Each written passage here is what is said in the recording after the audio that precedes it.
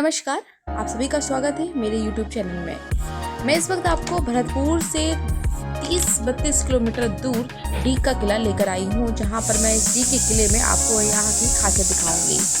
कहा जाता है कि इस डीग के किले का निर्माण महाराजा सूरजमल ने 1730 में करवाया था। जाट शासकों की ये राजधानी और भरतपुर से 32 किमी दूर है। डीग पैलेस को गर्मियों के लिए एक हवेली तैयार की गई थी। तो जानिए इसमें और भी खासियत क्या है।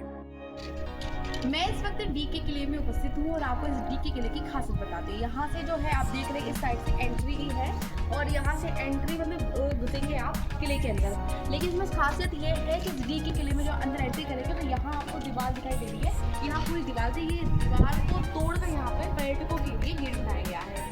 कहा जाता है कि ये गेट इसलिए बनाया गया है पर्यटकों के लिए क्योंकि पहले यहाँ पर कोई दुश्मन यहाँ अगर एंटर कर जाता है तो वो यहाँ पर थम जाए कि कैसे हम यहाँ पर अंदर एंट्री कर सकते हैं। और यहाँ आपको दीवारों को दिखाई हमेशा सूरजमल जी के जो जाट सम्राट के संस्थापक मान लीजिए उनके जो सैनिक रहते थे वो उस पर आक्रमण कर देते थे। तो यानी कि भूल भुलैया वाला ये डीग का किला है।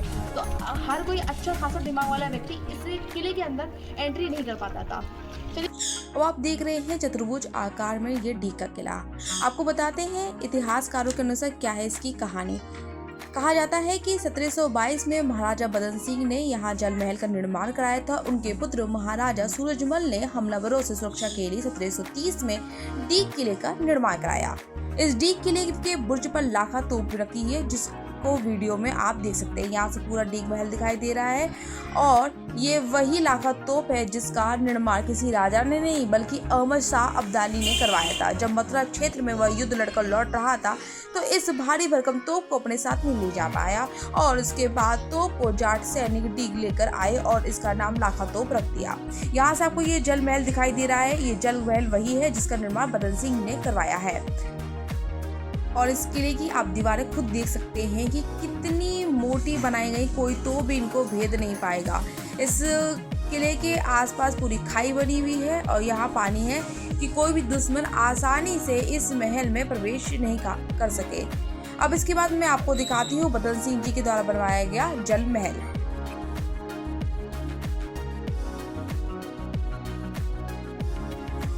अब आपको मैं दिखा रही हूँ डीग किला में प्रसिद्ध डीग पैलेस। इसको हम जल महल भी कह सकते हैं। ये इस जल महल का निर्माण जो है महाराजा बदन सिंह जी ने करवाया था। इस जल महल के अंदर 5 भवन हैं, जिसमें है गोपाल भवन, सूरज भवन, किसान भवन, हरदेव भवन और केसर भवन, नंद भवन।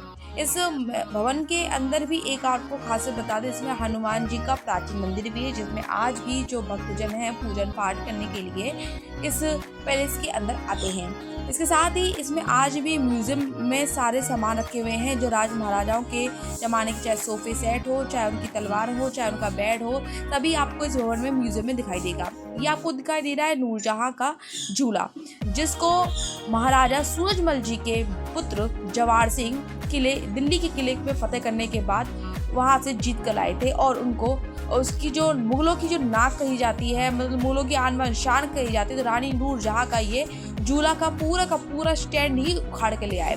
हालांकि ये झूला पहले कहीं और रखा हो, तो उसके बाद ये झूला यहाँ पर ये डीग पैलेस के जल महल में रखा गया है।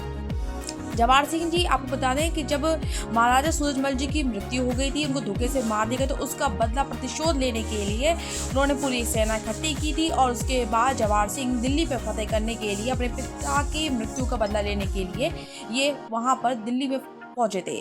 जिसके बाद ये झूला उखाड़ के ले गए। आप देख सकते हैं कितना बड़ा नूरजहां का ये इस झूले का स्टैंड है। अक्सर कहा जाता है कि मुगलों ने देश को लूटा, लेकिन आप यहाँ देख सकते हैं कि जो जाट महाराजा के समय में जितने भी शासक रहे उन्होंने मुगलों की नाक में दम करके रखा हुआ था। अब ये आपको दिखाई दे रहा है सूरज भवन और ये आपको यहाँ से दिखाई दे रहा है पूरा ये बाग बगीचा। अब सूरज भवन की आपको हम खासियत बताते हैं क्या है। यहाँ पर जो 5 भवन है वह सभी पांचों के पांचों भवन लाल पत्थरों से बने हैं, लेकिन सिर्फ एक सूरजमल जी का ही किला था जो संगमरमर के पत्थर से बना हुआ है।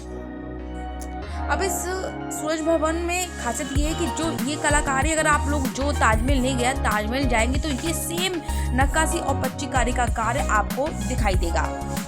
यह काम ज़्यादातर आगरा में किया जाता है और यही काम आपको ताजमहल में भी दिखाई देगा। तो इसलिए ये मुझे भवन बिल्कुल अलग और डिफरेंट नज़र आया। हालांकि देखिए लाल पत्थर भी है और सफ़ेद पत्थर भी है। अब इतिहास में ऐसा कुछ भी नहीं है कि शायद ये वहाँ से पत्थर उखाड़ के लेके आए थे, क्या था कुछ भी नहीं पता है। लेकिन ये बिल्कुल सूरज भवन डिफरेंट है, बिल्कुल ताजमहल की इसमें कलाकारी दिखाई दे रही है। अब मैं आपको इसके अंदर भूल भुलैया का वो रास्ता दिखा रही हूँ कि आप देखिए कि किस तरीके से कमरे के अंदर कमरा बना हुआ है।